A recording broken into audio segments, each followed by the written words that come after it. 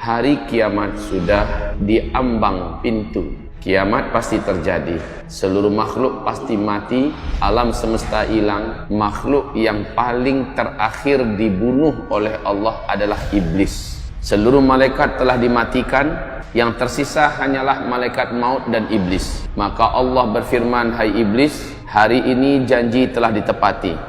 Engkau adalah makhlukku yang paling terakhir yang akan dicabut nyawanya oleh malaikat pencabut nyawa, malaikat maut. Iblis melolong, menjerit kesakitan, sakaratul maut. Iblis, kata Rasulullah, menggema sampai ke arasy Allah. Sisa satu lagi, malaikat maut pun dibunuh oleh Allah subhanahu wa ta'ala, habis. Kemudian selama 40, kata Rasulullah, Allah biarkan alam semesta ini senyap, kosong, sunyi, sepi. Abdullah ibnu Abbas mengatakan, kami tidak tahu itu 40 hari, 40 bulan, atau 40 tahun. Hanya Rasulullah mengatakan selama 40 Allah biarkan alam semesta ini sepi, sunyi, tidak ada apa-apa. Bumi sudah hilang, langit sudah hilang, bintang-bintang, galaksi, apapun yang ada sudah lenyap seluruhnya. Seluruh yang ada di alam semesta menjadi fana, hilang. Tinggal satu saja, dialah sang pencipta alam semesta.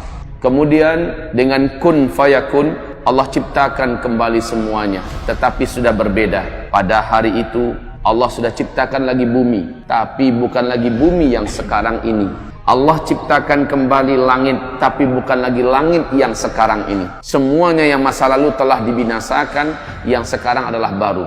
Rasulullah mengatakan bagaikan tikar yang maha luas bumi nanti. Sampai di mana ujungnya, dari mana startnya, tidak ada yang tahu. Dan bumi itu disebut dengan Ardul Mahsyar. Rasulullah bersabda, datanglah hujan membasahi bumi di mana ada manusia ditanam di dalamnya. Manusia pun bermunculan seperti cendawan yang tumbuh di musim hujan, kata Rasulullah. Bermunculan dari liang lahatnya, tetapi sudah sama baya dan usianya. Usianya sama muda semua. Laki-laki, wanita, tidak ada yang memakai pakaian satupun. Telanjang bulat. Bunda Aisyah bertanya kepada Rasulullah, ya Rasulullah, telanjang bulat, apakah tidak sibuk orang melihat aurat orang lain, ya Rasulullah? Laki-laki melihat aurat wanita, wanita melihat aurat laki-laki. Apa kata Rasulullah? Pada hari itu, saking menegangkannya pemandangan dan keadaan, sampai-sampai tidak terfikir lagi tentang aurat dirinya dan aurat orang lain. Nggak selera sama sekali melihat aurat dirinya dan melihat aurat orang lain. Pada hari itu setiap orang sibuk memikirkan dirinya sendiri.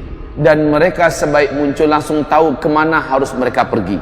Mereka seluruhnya menuju ke hamparan padang mahsyar. Tetapi keadaan mereka ketika itu sudah beda-beda. Rasul mengatakan, umatku saat itu ada 10 macam bentuk. Dan Nabi berkata kepada Mu'adz bin Jabal, bentuk-bentuk umat Nabi ini memprihatinkan dan sangat menyedihkan, tergantung kepada seperti apa amalnya dulu ketika di dunia. Ada yang dibangkitkan, lidahnya panjang menjulur sampai ke lututnya, sementara dari mulutnya dan dari air liurnya mengeluarkan bau yang sangat dibenci oleh seluruh orang yang ada di padang mahsyar. Dan mereka kelompoknya yang lidah menjulur semua.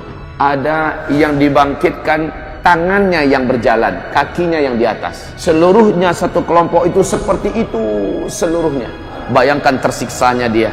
Sementara dia terus berjalan menuju padang mahsyar. Perjalanan ke padang mahsyar sangatlah jauh. Tidak ada air, tidak ada orang menjual apa-apa, tidak ada warung, tidak ada pohon, tidak ada jurang, tidak ada lembah, tidak ada tempat duduk. Dataran yang tandus dan luas menuju ke padang mahsyar.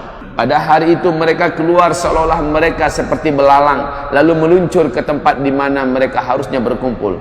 Kepanasan, tidak ada malam. Matahari ketika itu, kata Rasulullah sallallahu alaihi wasallam, hanya 1 mil di atas kepala. Macam nak menggelegak kepala setiap orang yang ada di padang mahsyar. Saat itu manusia-manusia, jin-jin yang pernah hidup di dunia, setan-setan yang ada sudah saling melihat. Padang mahsyar terhampar luas, panas garang, tidak ada tempat duduk.